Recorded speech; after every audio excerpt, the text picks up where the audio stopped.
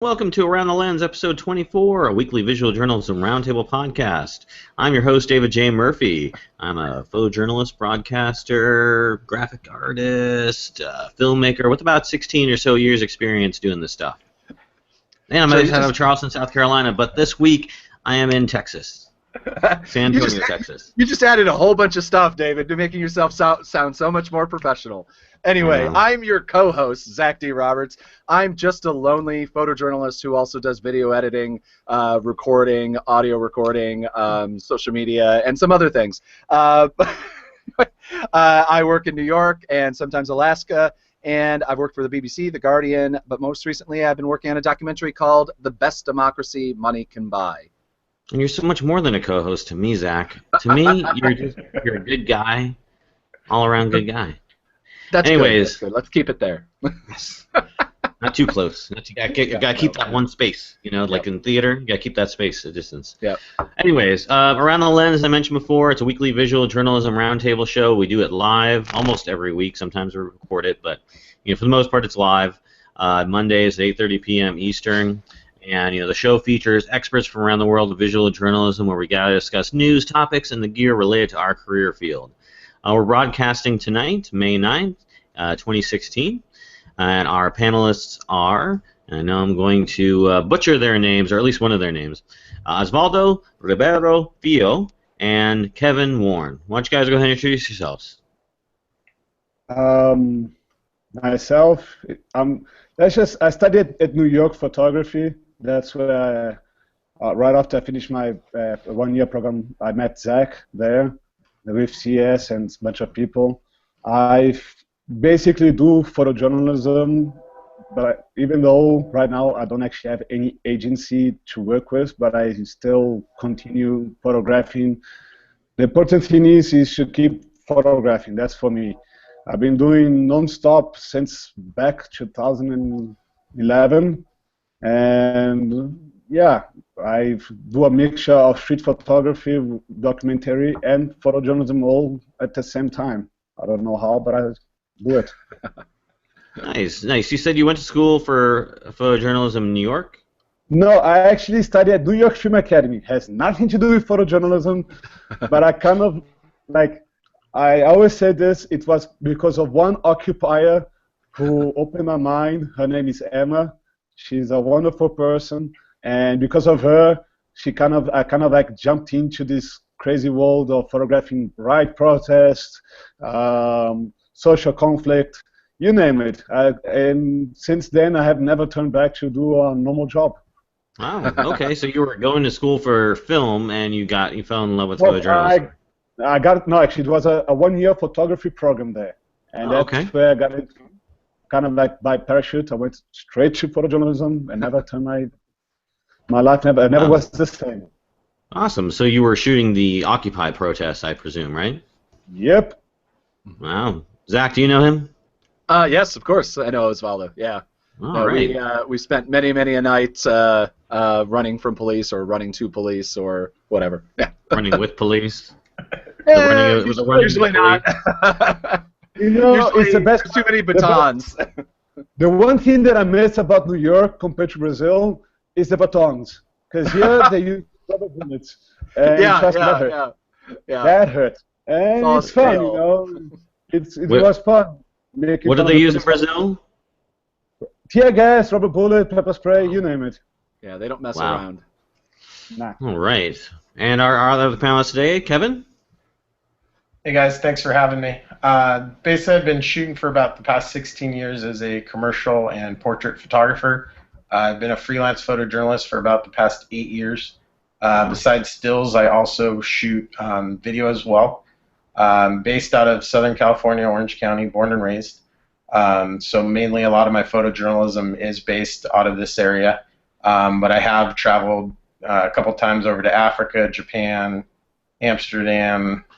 Just got back from Morocco in November. I try to get out wherever I can. But yeah, so basically I shoot for freelance for the local papers out here, the Associated Press. My video's been on CNN, all the TV stations out here, stuff like that. So, I got my hands in a lot of different photography aspects. photojournalism is probably my favorite to do. I like storytelling, but as far as the commercial work, shooting for magazines, on movie sets, stuff like that, I like to be a little diverse in what I do. Yeah, I would bet. I mean, shooting on movie sets, you get to rub shoulders with all the major big players, big stars. Who's the biggest star you've seen? I've seen a bunch of them. Trying to think, who was the latest one? Dennis Haysbert. Is that his name? Haysbert? Never heard of him. He was the president on 24. Yeah, don't watch that show. No? Pick a celebrity I know. Come on. There's got to be somebody. Who's the A-listiest celebrity you've ever photographed? That challenge. The biggest celebrity that I know. What was Donald that? Trump, right? I just photographed him 2 weeks ago when he was out in Orange County. Yeah. Kevin, how do you divide your time up? Do you think, what percentage of your work is commercial versus photojournalism versus, what was it, editorial, I think, was the other one? Or Yeah. wedding? I used to do weddings. I stopped that last year. Smart man. Yeah. I would say right now, probably 60% photojournalism, 40% is kind of the mix of the others. Okay. I usually, for the most part, kind of chase breaking news overnight when everyone's asleep. And so, I try to do that a couple nights a week, sometimes 5 nights a week. Oh, wow. All right. Cool. Well, we got a lot to talk about tonight. We got a lot of great topics. I'm actually going to go over the topics just so if you're listening and you want to know what we're going to talk about, and that way you can maybe listen or not listen, this is what we're going to talk about. We're going to talk about Steve McCurry and his recent Photoshop debacle. We're going to talk about representation in photojournalism, or their lack thereof for photojournalists. And we're going to talk about desks in our Gear Talk segment, the exciting world of desks. It's the first thing that comes to my mind when I think photography. And then after that, we're going to have our bonus topic. We're going to talk about ideology and photographing the truth. But if you want to listen to the bonus topic, at least listen to it early. You got to be a Patreon. So go to patreon.com/aroundthelens. Throw us at least $1, and you get the bonus topics right when we do them. If not, you got to wait a week. But, if you go on there, you give us some money, supporting the show, really appreciate that. All right, well, let's get on with the show and talk with the biggest news. Sometimes when I'm putting together these show notes, it's kind of a struggle to put together news-related topics because, there's tons of news related to the world of photography, but there's not a lot of news that relates specifically to, visual journalism, photojournalism. But I think we got a pretty big one this week, a big catch, thanks to my good co-host, Zach, actually, for finding this one for us. So Steve McCurry. Super well-known photojournalist, been doing it for years, National Geographic. I mean, in terms of people you've heard his name. I mean, I think probably even people outside our industry probably would know his name if you mentioned him. Well, but if you don't know him, you know Afghan Girl.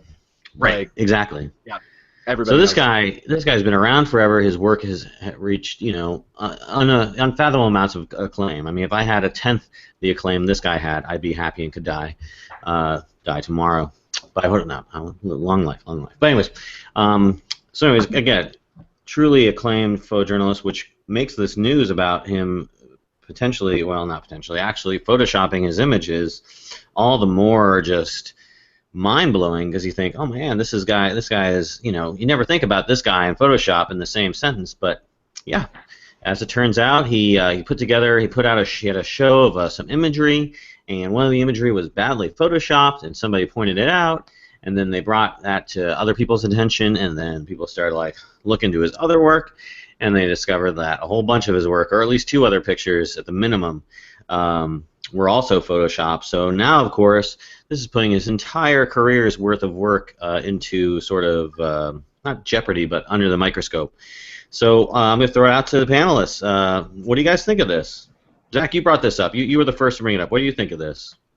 I mean, it's interesting. Not to immediately kind of sidetrack it. So if you read, usually petapixel comments are famously the worst place on the internet, kind of even before YouTube comments. But the people bring up some interesting comments. Is that so? Is he a photojournalist or is he a photo artist? And is it then ethical, if he's just a photo artist and not a photojournalist and not seen that way, is it then ethical for him to do the type of edits that he's done? If you look at the article, they're not like massive. They're not life-changing. They don't change the tone of the photo necessarily. They're like relatively small, like weirdly adding a person in the background or subtracting a person in the background. Honestly, at least the ones that they list, that they show here, it doesn't change my opinion necessarily of the photo, of it being a good photo or not. But so it's interesting. Like, to me, if he's considered a photojournalist, which I've always considered him a photojournalist, in the same league as maybe a Sebastião Salgado or something like that. Like the guys that like sell big prints, are very successful, very big photo books, big shows and everything like that. So this would be basically career ending. If he's a photojournalist. If he's an artist, then it's questionable. But the big thing that also, like, back on track about the article, is that he does the classic mistake that politicians do and everybody else does, is blame it on the intern, essentially. Blame it on the lower end staffer. Somebody did something that they weren't supposed to do, and it's his fault. And it's like, well, it's your website, your hires. It's your fault essentially, no matter what. You represent your company, and if you're too busy to even give a second look over your photos before they're sold, before they're presented to the public, then maybe you need to cut down your business, because that's, to me, then you're not the photographer anymore, and you're just Andy Warhol having the workshops, or what did he call them that he had? Anybody? Andy Warhol's, like, we had entire staffs just doing prints of his, like, prints based off the ideas of his original work, and then selling them as Andy Warhol's. Then that's all he is. And to me, then I stopped thinking of him as actual photographer, and he's just I don't know, a corporate guy or something like that. I don't know. Yeah, I can't believe for a minute that he's so far removed from his own work that he doesn't know people are making these Photoshop edits to his work. I mean, how completely disconnected do you have to be? Either you're blaming it on someone else because you want plausible deniability and say, I never modified that. But even still, you have to know what your staff members are doing. You have to be the one who approves the final check mark to go ahead and sell it out the door. And to your point about, is he a photojournalist? Is he a photo artist? I don't care if he's either. I mean, he's definitely not a photojournalist in my mind. If he's doing this, he doesn't see himself as a photojournalist, or at least not a pure one. And if he was, he's no longer a photojournalist in my mind. Which he can be a photo artist every day of the week, and Sunday, I'm fine with that. But he has to label his work as manipulated art pieces. And if he's never done that, then he's lying to everybody. What do you guys think, Osvaldo? Would this thing fly in Brazil? Yeah, I didn't fly so much here in Brazil. But also, it's kind of like a shame. I always tell, like, inspiring journalists, students that want to go and photograph, like, Africa or whatever. I always tell them about Steve McCurry and his jobs and stuff. Yes, it's a big mistake, but I think it's much more not because it's photoshopped, but because there is the tool that is photoshopped that you can and cannot use. And I'm against using Photoshop for press work, but as we know through history, it's been used, and it's kind of dumb from us to just judge a person's mistakes. Everybody done a mistake in their life once, and I'm not actually defending him, but I'm just saying it's like he screwed it up, yes, but it's not just the fact that we have to just put him on a nail on a cross and say, well, you just fucked it up, man. It's a mistake, and I'm not saying that he did it, but if he did this mistake, yes, he should be, questioned about like where the Photoshop is going right now. Like last year they had the WordPress problem with like discovering that the WordPress winner used Photoshop. This whole questions if Photoshop is something that we can use for photojournalism, and then comes the point up to when you're really photographing this, or you're just making it up as it goes. I can imagine so many images through the history that have been photoshopped. Stalin, like during the Communism Party, he photoshopped pictures of him.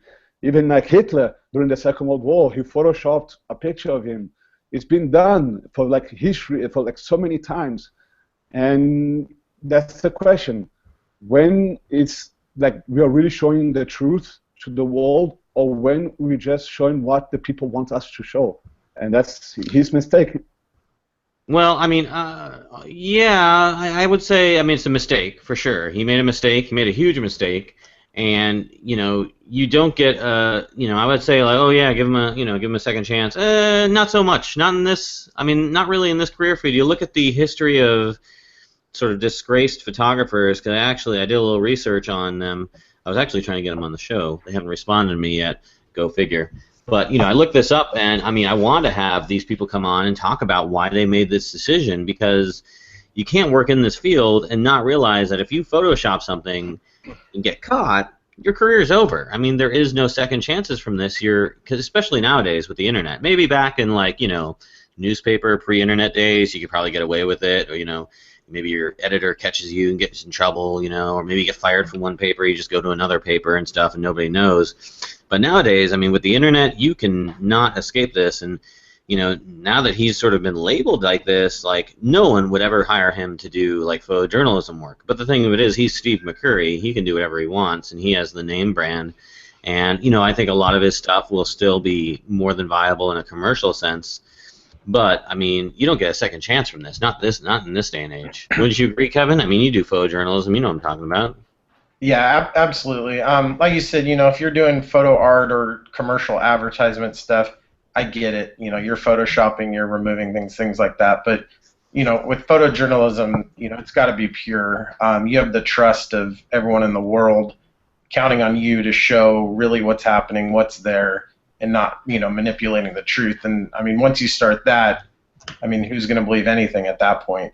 So it really bums me out when I hear stories like this in the industry, because we count on it. We think, oh no, this is really what it is, and it's a slippery slope, and it pisses me off every time I hear about another one that is doing that, and it's not fair to the people that are out there really hustling and trying to make it, and who aren't using trickery, if you will, and they might not be getting the recognition that they should be when people that are faking their photos. So yeah, to me, there's no room for it here. Exposures, things like that, of course, but if you're removing things or adding things to make a better photo, stick to the commercial world or the photo art world. Yeah, I don't care if you're removing like I always see like the power line, that's running through the back of somebody's head.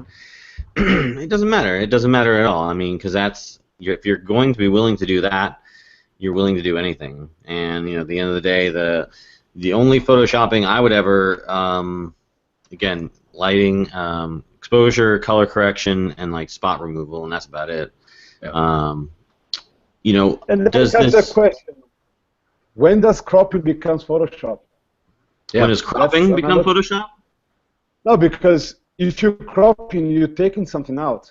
Yeah. I'm trying to be the devil advocate right now, because sure. It's yes, we're talking about somebody who was part of our photography history, like the hero, the big guy who did like so many things good for the history of mankind. But at the same time, he fucked it up. He did Photoshop, but then. And everybody, including editors, have cropped ones. Isn't that also considered like photoshopping? Because you're cropping, you're taking part of the story of the image. That to me, that comes down to it's more of almost not necessarily a technical thing as kind of an ethical thing, where does it change the story of the image? There's this famous little cartoon that always runs around the internet about Israel-Palestine, where it's like a movie camera, a guy with a movie camera, a guy with a gun, and then a person leaning down. And the way that the image is cropped, it tells three different stories, and it's like supposed to represent how the media distorts things. So if you're cropping an image that's taking out, say, like somebody's like hitting somebody over the head with a baton, and you crop out the gun that's like that the guy's holding on his hand out of the photo or something like that, then yes. But if it's literally just okay, there's this group of people or there's this random person like kind of standing off in the background, and the photo's not speaking to like the loneliness of someone or whatever, I think that it's like one of the few moments where as a photojournalist it does come down to we do have to kind of speak, not, I don't want to say as an artist, but we have to not editorialize. We have to edit our own work in that way. Is that what makes a better photo? What speaks to what I saw better than what it is? If I use the 17 millimeter, if I didn't zoom into 35 millimeter to get the two people framed up correctly, but I just did a quick shot at 17 millimeter, but then cropped it to 35 personally, and maybe there's some, Dogma 9.5 level extremists that can kind of speak to like, oh no, the image that you took is the image that you took. But to me, that's not photoshopping, and we should do a round around. But I'd really also like to talk about that word Photoshop and the fact that like it has now become to mean everything on the planet, down to what Steve McCurry did here, which is photo manipulation. I use Photoshop. I got into this big argument before. I Photoshop in one way or another, whether it be through Lightroom or Photoshop itself. I Photoshop every single image that I've ever taken, probably. There's very few images that I would say, well, there's actually no images that I don't use Photoshop on, because I shoot in RAW, and I'm not uploading RAW, 40 meg images up to the internet anywhere. But anyway, that's a side point. McCurry. Let me address that issue you mentioned, Osvaldo, about cropping, right? So we, as the documentarian, as the photographer, as the whatever videographer, whatever we're doing on the scene, there comes a editorialization that is just inherent in what we do and what we capture. So the fact that I pointed my camera at a specific scene and shot a specific scene, I am now manipulating what you as the viewer think about whatever I'm shooting. So in the same respect, cropping does the same thing. But when we have to trust our photojournalists, our visual journalists out there doing their job, in that they're cropping in such a way that doesn't manipulate the story. So when I'm cropping, I crop almost every image at least a little bit to make sure that the focus is in the same thing. So what's the difference between removing something, manipulating, and cropping? Isn't cropping a form of manipulation? In a sense, yes, but it's all going to boil down to the legitimacy, and I would say the how much do you trust the person who's taking the pictures? So if you are doing an extreme sort of cropping that is done to manipulate what people are seeing, or dishonest, it will come out in the end. You can't get away with that, not in this day and age. I mean, you look at like maybe some of the people in the World Press Photography Competition who are doing the extreme lighting color correction. I mean, they were doing it to a degree that was just essentially lying to the viewer as to what the scene actually represented. I always, whenever I'm adjusting lighting or color correction, it's always the minimalist I need to sort of bring out as close a representation as what I saw. But when you start doing things where it's like, what is it, the shadow highlight, bringing that stuff out. I forget the name for it, but maybe you know it. I think that's when you're essentially lying to your viewer. So that's the same. Again, that's the same category. I wouldn't put cropping in that same category. I put that in the same photo manipulation. Kevin, how about you? What do you think about cropping? Yeah, I mean, for what I do, a lot of the breaking news stuff, I crop a decent amount of my images because there is a lot going on. There's a lot of people everywhere, and if you're just going to shoot wide shots all day, there's no focus. You don't know what's going on. If you have firemen running out of a building that's on fire carrying a baby out, you have a wide shot. There's no drama to it. You're going to lose the subject. You don't know what's going on. So you're going to punch in and get the shot of them running out with a baby and flames behind them. And it still tells the story. You're not, I'm not taking something out of it. I'm bringing you to the action of what is happening. So, I love to crop. I like to clean it up, have a nice clean photo of what's going on, so there's no distractions. You see exactly what's going on. So, yeah, I'm all for cropping. It is interesting, though, that when you actually kind of talk about this, and I've had discussions like this before with other photographers, specifically about cropping, and specifically about at what point does it become editing. The fact that I use the example at the Donald Trump rallies. Kevin, you covered one, right? Were you inside? I was, inside and outside. Yeah, and you get in the cage. and you get in the cage. So immediately, like your perspective, unless you're using a 500 millimeter lens or whatever, your perspective is essentially a wide shot. Even with a 70 to 200, even at 200 millimeters, your perspective is head to toe. And I've used a bunch of photos that, you know, I got head to toe, and then I crop it at least to there. And so, like, I feel like it's interesting. I wouldn't go into the world. It's not manipulation. It's not whatever. But it's definitely interesting because I feel like the public looks at those photos and doesn't see where we are, and not necessarily what we're put through, like we're some martyr or something like that, but like what is our access. And you know, people don't really get to see the access. They see 800 cameras, there's 5,000 shots from every Trump rally, 34 video cameras, you know, all live streaming for the most part to different networks or whatever. I mean, it's a crazy amount of media for the unbelievable amount of access that we have. So but it's been interesting whenever I'll post a photo and I'll be like, and by the way, look at this wide shot, here's where we are. And people will be blown away and have a completely different perspective of the event. So it's interesting that even though I would never see cropping, unless again, like we kind of discussed before, unless you're purposely kind of manipulating or leaving something out that speaks to the story.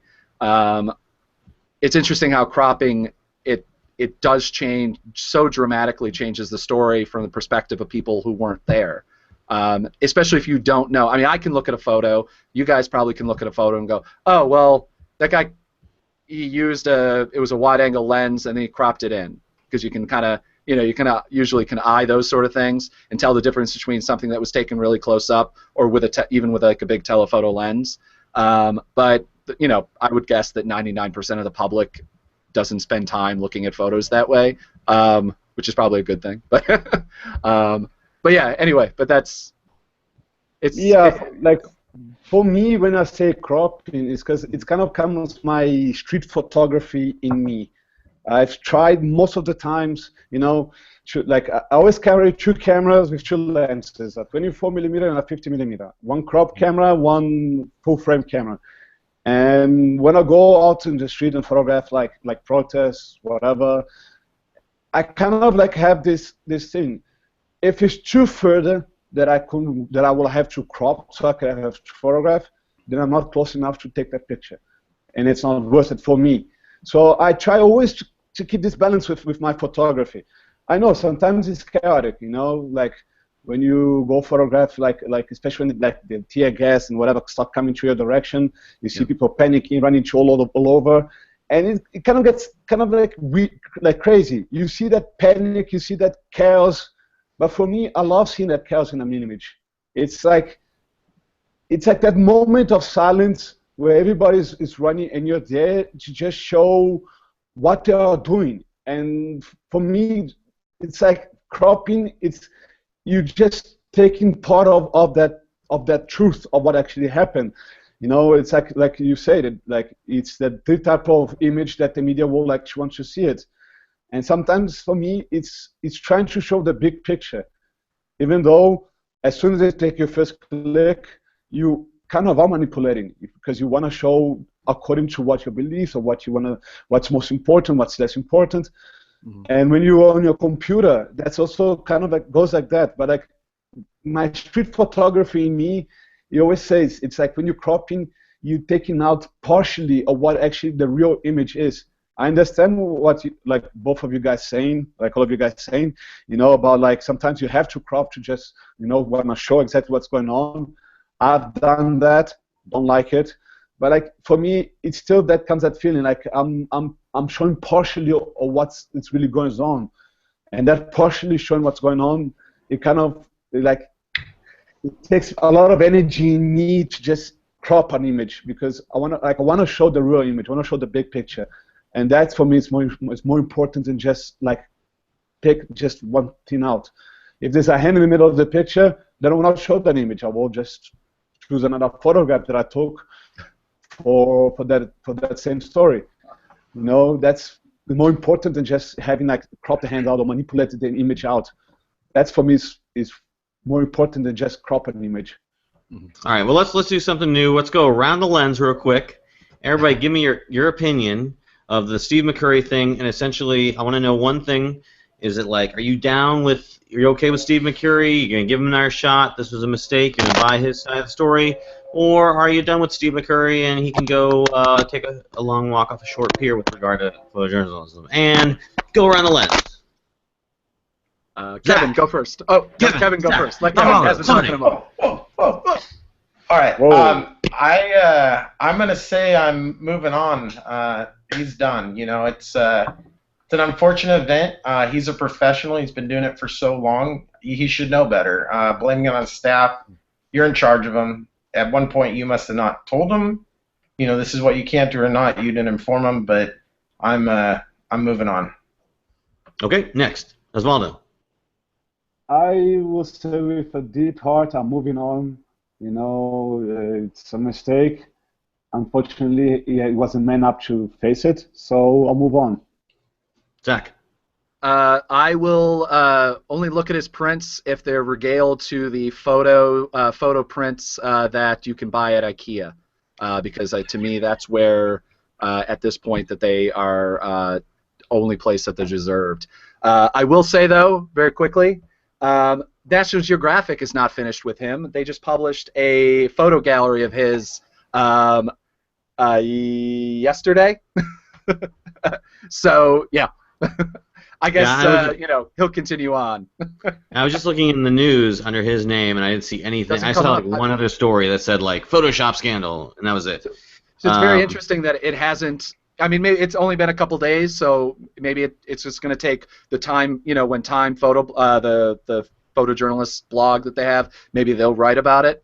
But it'll be interesting whether kind of like the corporate, you know, hug that kind of goes around some certain artists, kind of surrounds him and protects him from, you know, bad conversations. Because National Geographic, if he has a fall, National Geographic and you know, well, Rupert Murdoch now has a lot of money to lose. I mean, that image sells like crazy. So. Yeah, I mean, he's done as a photojournalist in my mind. He can go on and do his photo art for as long as he wants, but from now on, and probably everything he's ever done, I'm going to look at with a skeptical light and basically think, was that image manipulated? You know, and if it's always in the context of art in a gallery, then hey, more power to you. But if I see his stuff published in a magazine, or if the author is trying to sell it to me as, you know, legitimate work, I'm going to just basically go on. I'm not going to. So spend any more time with it. Super quick though, we can do another quick around the lens. Because this one went really quick. Not to continue this one on more, but how does everyone feel about Robert Capa? We all know for a fact that he manipulated his photos. He also faked his most famous photo, the French soldier or whatever that's getting shot. That was a fake photo. Was that proven? Yeah. I mean, 99.9% sure. I mean, I don't know. I'd have to do more looking into it. I mean, obviously, I would not compare McCurry's work to Capa's work. Very different photojournalism, if both are considered photojournalists. The only thing I'll say is they come from two different eras. So, like, Steve McCurry's work is from 2016 and is photoshopped today. Robert Capa, whatever, came from like the 40s, and you know, they had a looser, I think, interpretation of ethics back then, perhaps. That's the only thing I would give him. I'd have to again do more research on my own to necessarily write him off. But yeah, I'm familiar with the one photograph you're talking about where the guy is shot. You know. Yeah. I mean, they were only 50, 60 years outside of America having slavery, so definitely different country had a different set of ethics. Right. The only thing I know about that photograph, I think he was trying to recreate something he saw. Yes, yeah, he was recreating a thing, which, you know, I mean, I don't know, is that even worse? Hey, you know, the Iwo Jima flag raising, that was recreated with the cameras. So I don't know. I think that's the only like concession I would give them. It was a different time. That happens a lot. Yeah. This, like, if it's happening today, if it's happening now, if people are using Photoshop to manipulate, if they're faking their stuff, if they're telling a little girl to put a thing on a memorial, then that's obviously totally against what we stand for. And thankfully, the internet finds those people out.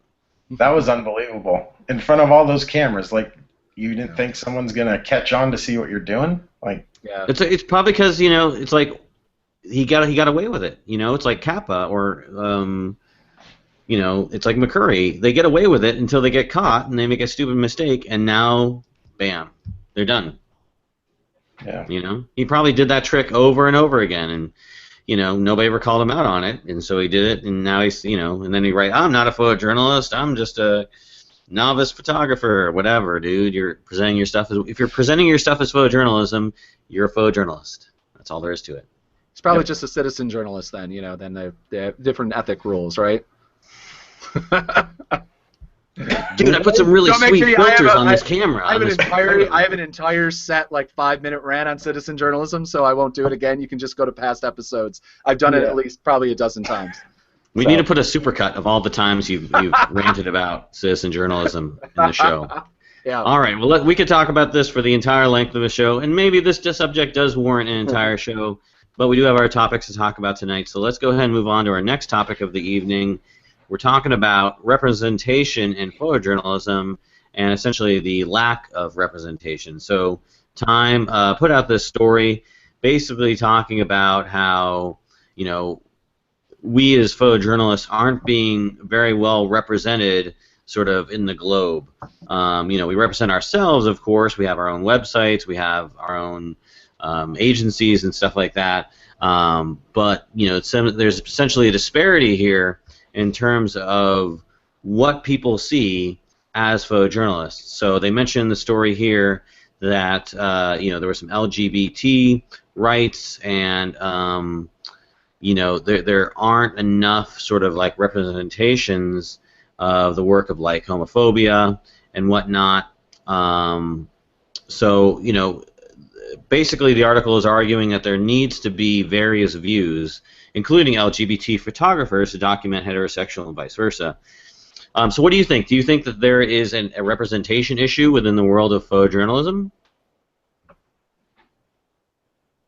Zach, how about you? Going to me first. I'm just going to go to you, Zach, as my first go-to guy. Absolutely. Oh my God. I mean, we've had this discussion before, Dave. When like I think it was like 5 episodes in, where I kind of look at the past panelists and I'm like, we probably should at least have one non-white male panelist on, because it was just a sea of whiteness and male. Like, I mean, and we had to. I hate to say it, like I had to. I know a couple non-white male photographers. Osvaldo, you're one. No, I'm the non-white. But it's I mean, you look around and you go and you look at, you go to to me a Trump, because it's all I've been really covering lately, Trump rallies. Trump rallies are really, really great kind of perspective of it, because it's all the wire photographers of the area kind of at one place.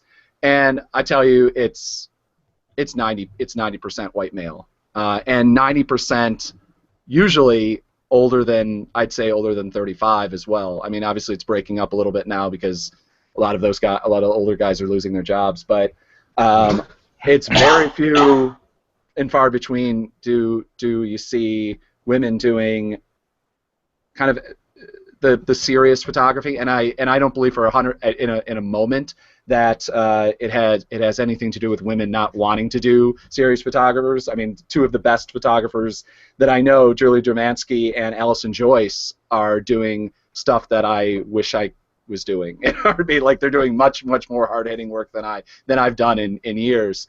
But yeah, I mean, we desperately need to do it, and I think that goes back to like starting in J schools, to pushing women to try out cameras, and that goes back even farther into probably high school journalism classes. I mean, even in my high school newspaper, it was white male guys with cameras. Like same thing in college too. I mean, I was the photo editor at my school newspaper, so yeah. But yeah, Kevin, you have a thought? Yeah, I definitely I would agree with you. Years ago when I started, it definitely was a male's game out there. Every scene, everything going on, it was a lot. But there definitely is a lot more females involved in it now. Even at the Trump rally in Costa Mesa, there was definitely more females. I actually, in my little press cage we were in, there was a couple females with me in that area. You know, at Bernie Sanders in LA, I think there was like 4 or 5 embedded journalists that were with them that were all females. You know, so there's definitely more and more coming to the table now, which, you know, I think it's great. You get different perspectives. You know, everyone, you know, I enjoy it. I mean, you know, it's not really an all guys club out there, so, you know, I welcome in, and I think there should be more. Yeah, I would say though that there is more and more females, but there's definitely way more males out there than females doing it. Well, you know, Osvaldo is our only non-white panelist. What are your thoughts on the Please speak for the entirety of non-white people, Osvaldo. Just because my No grandfather was black, okay? Listen, one thing that I learned, and I learned when I was photographing with you guys in New York, is that photojournalism, you have to conquer your place. You have to fight to be there. You know, you have to prove not only to yourself, but to your fellow colleagues, who most of the times gets like screwed up with the situation. Yeah. So it's more about proving. You have to prove to yourself and to the others that you deserve as much as the others. I was talking like yesterday, actually, it was quite funny, to a friend of mine. She journalism here in Brasilia, and no, it wasn't yesterday. It was this weekend. I don't remember. I was telling her that you have to, you know, you have to prove that you deserve to be like in the streets photographing with us, like the whole like situation that goes on, because it's not just about being a male or being a white male. You know, it's about you have to have the guts to just put your face out in the streets and take the picture. You know, most of the times, like the female photographers that I've met, they have more balls than most men here in Brazil. You know, like I went to Rio de Janeiro and I met a bunch of photographers, female photographers, who had much more balls to photograph the riot protests in Rio than most male photographers that I've ever met in my life. And they showed that because they're proving themselves to everybody. It's a constant fight to you and to the person next to you, that you have to show that you're there and you deserve to be there, because not because of what you studied or how you photograph, but because you know that you deserve that space to be there. And most female photographers are now taking the courage to just show that, like, hey, it's not just male who goes to like do war photography, or just male who goes and photograph like the Donald Trump. It's it's female as well, and most of the females, they are really fighting for their place on the market. And for the people who are non-white, I believe it's a matter of you proving to yourself that it's not about, like on my case, I always say it's not about the skin color that you have, but it's about what you can show to the world. And if you can prove that, then you deserve to be where you are as a photojournalist, photographing both, like like the Donald Trump events or the Bernie Sanders events, and photographing like riot protests that happen in Maryland and riot protests happening anywhere else. It's much more about you proving to yourself that you deserve to be there. That's what I actually believe. Yeah. So in the article I read about, a couple different concepts or why this is, and it said essentially two things. One, that it's like a socioeconomic thing. You got people who grew up in places maybe that didn't have as much access to stuff.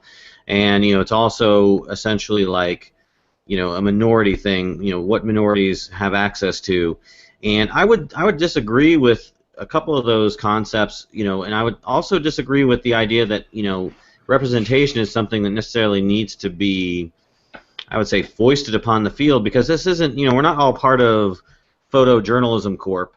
We can't just go out there and tell our CEOs, hey, we need to diversify photojournalism. People join this career field because they want to document. And I think the idea that, there's an economic barrier to photojournalism or visual journalism is really, in this day and age, not as relevant as, it used to be. We talk about all the time, citizen journalism. Everybody has a cell phone, right? I mean, that's the very first impetus to where someone can start to sort of, I would say, grow that interest in photography, grow that interest in documentation and visual journalism. and get out there and shoot something. And then if they want to get into DSLRs or whatever more professional stuff later, it is cheaper now than ever to get into that kind of stuff. I mean, I can go on Amazon and get a full kit with 3 lenses and a body for $100, $200. Something like that, or used anyways. I probably new, probably $500. So I think the idea that there's an economic barrier, yeah, true. There's some people who have absolutely nothing and can't afford anything, sure. But I think at the minimum, everybody has a phone, and I think you're going to see people who want to do it because they want to do it. The fact that this this field is primarily male dominated, primarily white male dominated. I don't know why that is. I mean, maybe it's because from a history of just we as white males have wanted to do this. I don't know.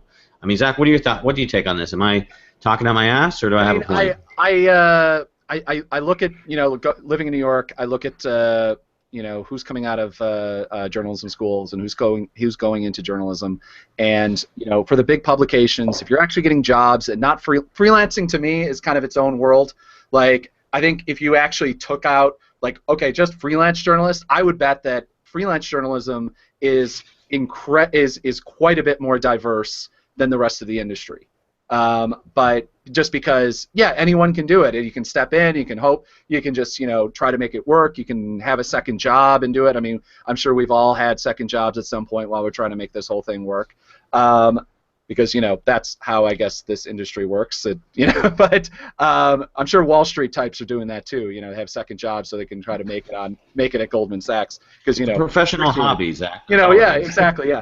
No, but who I see is, and God forbid if my sister's watching this, is rich white kids who can afford $120,000 in debt to go to Columbia, to go to some high-end college for an English major or for a journalism degree or, God forbid, a photojournalism degree, and then somehow be able to afford to do the internships, which 2 summers in New York City or 2 summers in Chicago or LA, that's a ridiculous sum of money, and build themselves up. I know a bunch of people who've done it and not had a ton of money, but I don't know a lot of them. And I don't see the representation of people who either made the choice that I'm going to give up everything else, every other choice, and risk everything on the planet to go and do this, versus the people who, I have nothing really to lose. Worst case scenario, I'll try journalism for a year, and if it doesn't work, I'll just go into PR. And to me, that's what I see more and more of, is that it's the jobs especially in New York and in the big cities, the jobs are going to people who were able to go to the internship cycle, went to the good colleges, and yeah, they did work, they got good grades and everything like that, but because poor people basically can't take that risk, they can't do a semester abroad and or they can't intern for this place for that's unpaid for an entire summer or something like that. They're missing out on those opportunities, and that's to me going to kill the long end of journalism, because I mean we need, I actually believe if I was running a media company that was enormous, I would specifically hire women, black women, every single diverse subject possible, because I've seen what stories a woman can cover that I can't. I've seen the photos that Emily, Marcus's girlfriend, has been able to get from Marcus DePola. He's a previous guest, as long as I reference him. Emily's been able to get from Donald Trump rallies because she's a I think she's 21-year-old, innocent-looking woman who's able to get to the front of a Donald Trump rally. I'm not able to do that, even if I have the same kit, everything like that, because I'm a it's like I read photographer. Allison Joyce is able to cover stories about and really take hold of these stories. The Bangladeshi surfers, I believe it was. I think they were Bangladeshi. And own this story, and she has access that and a power that to be able to tell that story that as a white male or even as a Hispanic or black male, I don't think that someone would be able to tell. And those stories are out there, just waiting to be told, and we're missing out as a culture, not hearing them because we don't have enough women, enough minority people. Obviously, in America, it's going to switch in the next 10 years, but enough minority people to tell them. So anyway, rant. On a little side note here, you're talking about having to go to high-end schools and that kind of stuff to get your internships. The way I got started, I literally took 2 semesters at Orange Coast College, a community college, in their newspaper. I shot photos for them. A paid internship came up at the Orange County Register. Applied for it, got it. Was there for, I think it was like a 6 or an 8-month internship. And then after that, I became a freelancer for them and just started grinding and got connected with AP and other sources. And there's definitely ways to do it cheap and not have to go crazy and spend a ton of money or go to the best university ever.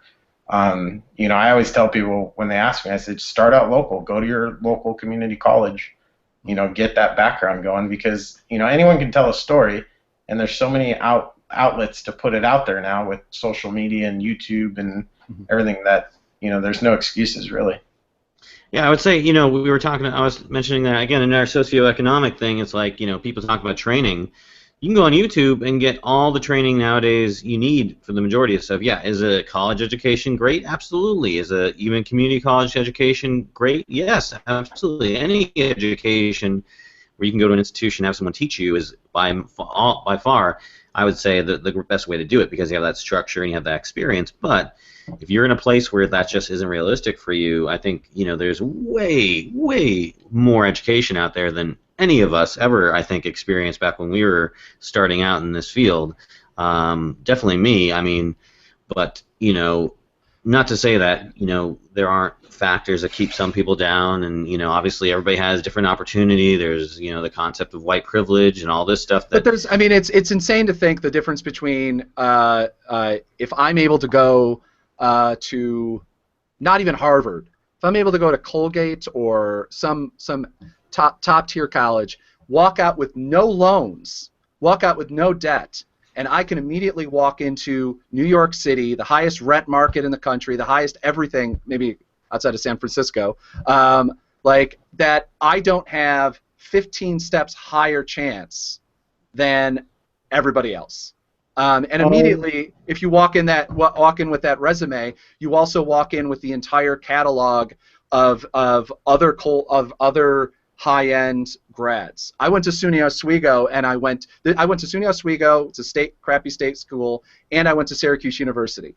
Syracuse University has an entire catalog of access, places I could stay if I went down to New York City, access to internships, the whole deal. SUNY Oswego, nothing. I mean, like nothing. Zach. Yeah. I'm gonna give you like the mentality of somebody who's a foreigner who lived in the U.S. And I will say this: if anybody listens to this, don't get pissed at me. But I say one of the biggest problems with the Americans, especially the white Americans. Always a great way to start off a sentence, by the way. It's like they kind of like they don't push themselves to like from like any other jobs, and like try to evolve to get to what they want to do. Like I know so many Brazilians who started as dog walkers, and now they are CEOs, in the U.S. I would say it's like here in Brazil specifically, journalism school is not something big. Like most of the people who do go to journalism school here in Brazil, they're kind of like, okay, I don't know what I'm gonna do. Let's do journalism, And most of the time they just start out working as a PR, working for public relations in any other company. And when I lived in New York, I actually felt the push to just, be better, do better, just strive to do more than just be like another regular photographer, improve my photography, push myself more. Here in Brazil, I have to push myself like by looking at like photos from you guys, sometimes, and see like works that you guys do there, and just say, listen, I had to keep pushing myself, because if I don't, I'm just gonna be another okay photographer, and that's kind of like the sad story here. So I would say that like in the U.S., at least in New York, for me, it was a push. You have to just strive, no matter like if you're rich, if you're poor, if you're a diplomatic kid or whatever, if you want to do it, if you want to follow your dream, you just have to kick your ass and push it and try it. And that's something that I've learned when I was living in New York. It doesn't matter where you study. It matters what you want to do with your life. Absolutely. All right, well, let's end the topic on that note and go on to our next topic. Definitely some good discussion there. Probably, again, another topic we could probably talk about for the entire length of the show, and perhaps one day we'll do a show where we do one topic, but that is not going to be the show. Not tonight, because we got very important stuff to talk about. I'm talking about desks, people. Hey, they're important. You joke. They're important. Four legs and a board. You joke. You all need a desk. You're at a desk right now. I bet you 90% of you are at a desk right now. Huh? Yeah, so I bring up the topic only because, I'm moving, and, we had to rearrange my office and stuff. And I've got two types of desks. I got my standard sit-down desk I got from IKEA. It's very comfortable. And I've also got my stand-up desk. And my stand-up desk is actually a tread desk, so I can put a treadmill and a desk, so I can walk and do work. I never do that. I'm very lazy. But I want to know, from your perspective, what do you look for in a desk or a work setup? I mean, are you the kind of person you sit on your bed and do your editing? Do you lie on the floor? Do you sit on the floor? Do you have to lie on your stomach? What's kind of like your editing flow? Do you have a certain setup to your desk? Do you have like an L-shaped desk, or is it basically a piece of plywood with some what are those things that you cut wood on? You know what I'm talking about? The high horse? I don't know what it's called. Anyways, what is your desk setup? I'm not going to go to you, Zach. I'm going to go to you, Osvaldo. Tell us about your desk. Wow. Okay. My desk is a piece of plastic, which I use for I use for editing. Yeah, when I do editing at home, sometimes I do editing in the streets as well. Like I say, if it has Wi-Fi and it's free, I edit anywhere. Like it could be in the middle of the streets, it could be my home. But yeah, my desk it's like those kind of like pool table that you like if you have like a pool in your house, like it's like at least 10 years old. I stole it from my brother, and it's here. I use it for everything, lunch, you name it. Hey, my motto of life is this: if I can afford it, I'll make it work for it. So it worked for me so far. Kevin, what's up with you? What's your desk like? I kind of have two setups. One's my home office, and then my other one's out in my vehicle. Shooting breaking news, stuff like that. My car's transformed, and I got pieces everywhere, computers, everything going on. My home office, it's kind of a basic desk right now. I'm in the process of redoing it all. But I have a 27-inch and a 30-inch Mac set up on my desk. I've got a ton of police scanners on one side, so I'm kind of in the process of redoing it all right now. It's kind of chaotic with 6 external hard drives sitting next to everything. So I'm going to probably end up building a custom kind of setup to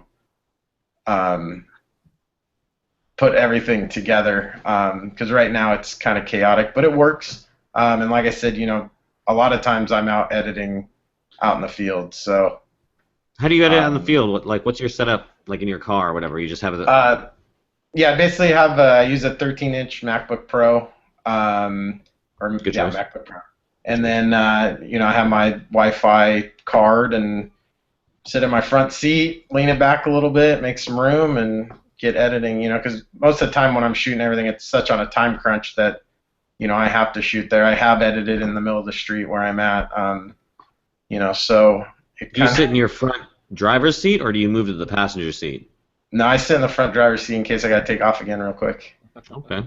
Well, whatever you do, don't do that in California or wherever it was, and have like your entire face shrouded by a towel, because then you'll get arrested like that one. Yeah, guy. no, I am in California, but I usually put down the shades and stuff, but I won't put a towel over my head. Good, smart. Zach, I always see your desk set up in the background there, but kind of describe for me what is the Zach setup. Usually, I actually have a desk that I really, really hate, but for some reason, in upstate New York, I've not been able to find the desk that I usually buy, like for the past 10 years, which is because every time I move, I just basically give it away, sell it, and then buy another one, which is just the IKEA, the largest, I forget whether it's actually a kitchen table or not, but basically IKEA's largest desk, which is basically it's just a big board with 4 poles that you attach to it, like everything with IKEA.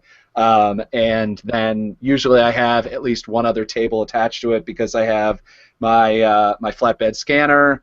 I have 1, 2, 3, 4, 5, 6, 7, and then another 3 hard drives that get attached, if not, depending on what project I'm working on. And then I have my iMac slightly elevated on a little table thing on my desk, so I have at least an extra little bit of space. And then I also have my MacBook next to me, usually playing Netflix while I'm editing. Because otherwise I go insane. Yeah, right. I can relate to you, Kevin, with the working into your car thing. I've actually, back in the old days when I did my first podcast, I had to do it in my car a couple times just because I could not get Wi-Fi in my house, so I had to go to the library and jump on their free Wi-Fi just so I could do an interview over Skype and record my show. But I would say let's go around the lens. Quick around the lens topic here. What's your ideal desk setup? If you had all the money in the world, if you could have whatever you want, how would you set up your ideal desk? Ideal workspace, I should say. And Kevin. I would have, the same computer setups that I have, but I'd probably mount the monitors up on the wall to get them off of the desk area. I have my iPad out here too. I have my laptop, so it's like NASA control really over here. So I really haven't found the ideal setup, but I would definitely need a pretty long setup. I like to have my radios right next to me so I can adjust them and everything. But I would probably mount more things to the wall, to be honest with you. There's too many cables and keyboards and everything running around right now on my desk. So probably move more mobile to the mounting on the wall. Yeah. Osvaldo, are you going to keep the plastic table or are you going to upgrade? Upgrade. Well, for me, it would be better having like at least like a normal table with a chair, armchair and everything. And probably also get an iMac, because right now I'm using my MacBook Pro for everything. And my poor laptop, it's kind of like can't hold on doing so many things at the same time. So probably having like a proper office table separated from my trash table, which is right now what it is. And have this separated so I can actually sit down like a little bit further from where I sleep and just do my work a little bit further. And that's my ideal workspace will be, when I'm at home. When I'm in the streets, any place, Yeah. If there's a tree, a shadow, trust me, Brazil gets really hot, really easy. So any place, it's my workplace. So You have Starbucks over there, right? Not in Brasilia. Oh. It's in São Paulo they have.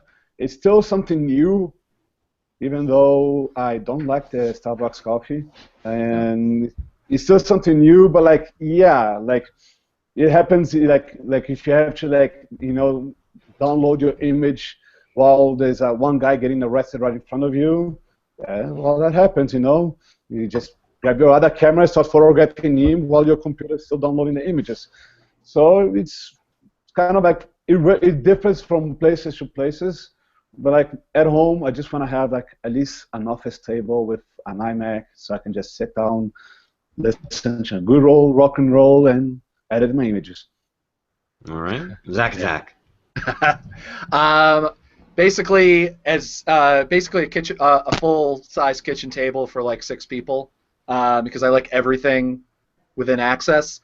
And the big investment, which I may actually do relatively soon, even though there's no way I can afford it, is one of those gaming desk chairs that you're able to, because I have a really terrible back, and hunched over or doing whatever, even with just like, I have a relatively nice office chair, but being able to lean back and be able to edit which is what I usually do, but this desk doesn't allow it because it's too low. But I have the desk a little bit elevated, not enough for a standing desk, but so I can slide under it, basically sit like this, have the computer up high, like I'd love to attach mine to the walls, and get a second monitor. Actually, I'm actually thinking about just buying. You can buy for like $200 at Target, like a 40-inch LCD TV. Like, and since I do most of that stuff with video editing, like you don't need a 4K monitor or any crap like that.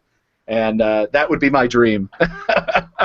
When you were talking about like how you like to recline at your desk, immediately the image of the South Park World Warcraft player. That's the chair that I want. There's one I've seen in gaming, like gamers have it, and it has its own mouse pad side. What's that? Don't forget to do exercise. You're also going to get chubby and fat like So I've got the NRA convention, and I've got the DNC and the RNC coming up. I've actually been like getting back into shape. I quit drinking for a couple days, except obviously I have my wine right now. A couple days. And I've started a couple. Hey, maybe you don't I'll send you your couple day ship. You don't watch the show nearly enough. A couple days is like. You should come down here to Brazil. You want to see some action? Are you kidding me? Go to Rio de Janeiro. Complete and total drunkard in Brazil. Yeah, Rio, it's fun, you know. It's like if you don't get beat up by the police or your camera gets broken, you probably get broken by one of the protests. So it's much more fun than like in Rio. Yeah, well, I'm gonna have the RNC protest coming up, which hopefully, fingers crossed, is going to be another Chicago '68. I'm rebuying my gas, getting a new gas mask. I'm considering buying a an upgrade on a bulletproof vest, but the big one I have to do is I'm really fighting. Come on, upgrading my helmet. That's the big one, because right now I just have a climbing helmet from REI that I bought during Ferguson. For me, I would say if I were to have like right now, I'm pretty happy with my standing desk, my tread desk. I mean, that's probably pretty ideal to what I would want. But if I had like all the money in the world, I'd get one of these like desks that you can just, with the press of a button, you can raise it to whatever level you want. I would also have desks all the way around me, like at least a U shape, so I could just be surrounded by desks anywhere I turn. I've got office space. I can, because I got tons of garbage. You know, we all have tons of clutter on our desks. I'd probably have at least 3 monitors. You know, a dual monitor set up for editing, and then a big monitor up top for like reviewing my work. So yeah, that's probably what I would do. Why don't you just get the whole setup? Do you ever watch, if you watch the movie Serenity? Remember what the guy? No one, seriously, no one's a Firefly fan or Serenity fan.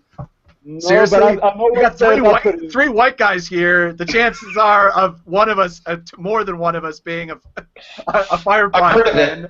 I've heard of it. I haven't seen it. Yeah. Hey, how about that movie with that one guy, you know, who was the hacker, and they had all the screens? You know? Yes. Yeah, Hugh Jackman, he was in it.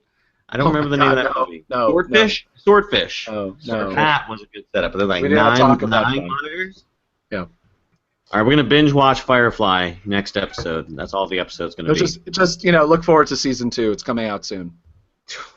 And no one gets that joke, I guess. But. Keep hoping. Keep hoping. All right, we got that quick around the lens segment done. We're going to snip that out. Well, don't worry, we'll get the concept down eventually, but not this episode probably. All right, let's go ahead and throw our picks of the week. I'll tell you what, I'm going to go first because I don't go first usually. So I'm going to throw my pick of the week out there. This is something that I thought was pretty interesting on F-Stoppers. It's basically an article about birth photographers, you know, who capture the glory of motherhood. And, you know, as someone who has created a person with a woman, you know, these type of photographs actually, you know, speak to me. You know, I mean, I think it's a pretty emotional time, and I think if, you know, you are there to capture it, you know, you've been given a really important responsibility, and you've been given a lot of trust by the mother, you know, to be, you know, in there with her. And so yeah, I mean, so, you know, there's nothing disgusting here. It's all pretty tame. You're not going to see any anatomy coming anywhere, but it's just a very, very touching set of photographs that I think are pretty good, and kind of, again, if you're a father or a mother or you're a kid, I think it'll, hit close to the heart. Zach, how about you? What's your pick this week? Since I stole your pick for our first story. PDN had a piece about birth photographers a couple, I think, last year, and I'm just like, yeah, no, but just establish that I don't ever want to have children. But anyway, mine is, you would deny us children from like the Zach? Man, Zach children. I want to see what that looks like. Oh, well. He's scared because probably will be a girl. No. What? You and CS, neither of you guys want to, create more people. CS has ambrosia, so it's fine. I have my border collie, so there you go. That's right. Anyway, my pick is a magazine that I forget actually, which is bad. I forget that exists every once in a while, and then I see it on the shelf at Barnes & Noble, and I'm like, oh my God, this is great. And then I go, oh yeah, I used to subscribe to this. Resource magazine. Or resource photo, video, lifestyle, also online. Their website is resourcemagonline.com. It's I kind of see it as like Pop Photo, but for it's like if Pop Photo and PDN had a child, this is what this magazine would be. It's kind of like professional, but in a poppy kind of like more fun sort of way, not like uber professional like PDN kind of usually is. So yeah, recommended. Thank you for keeping the childbearing theme going. Yes, I like to give my analogies throughout the episode. Osvaldo, what's your pick this week? My pick is actually, I do suggest people to look up for the Viva Maia's books. If you like street photography. Oh yeah. This is the Portuguese version. There's an English version also that sells in Brazil. I picked it because it's like there's so many anonymous photographers that nobody ever heard of in this world, even with the technology and stuff, and see the type of work that she did and nobody actually nobody ever knew of, and see her work getting printed and see her work out there. For me, it's something that I really like it, and I do recommend if you can pick up the book and check her work out. It's like awesome. Viva Maia is like one of the best street photographer I know recently. No? Yeah, for those who are just listening, he was bringing up the Vivian Maier, I guess, biography. And in case anybody's wondering, they can watch that movie on Netflix right now. So, in fact, there was a story recently about ownership of the photographs, which you can find on like Petapixel and whatever. So, pretty interesting overall, just not only her life work, but also the story surrounding her work. So, yeah, great pick there, Osvaldo. Kevin, what do you got for us? I'm going to go with NPPA.org, National Press Photography Association. I love them. Been a member with them. Never heard of it. What's it about? Yeah, exactly. You know what? You'd be surprised. A lot of people don't. They do a great job getting information out to you. You get a magazine every month. Good stories highlighting, photojournalists around the world, doing their thing. They go to bat for us for things that involve lawsuits and laws and different things of that nature.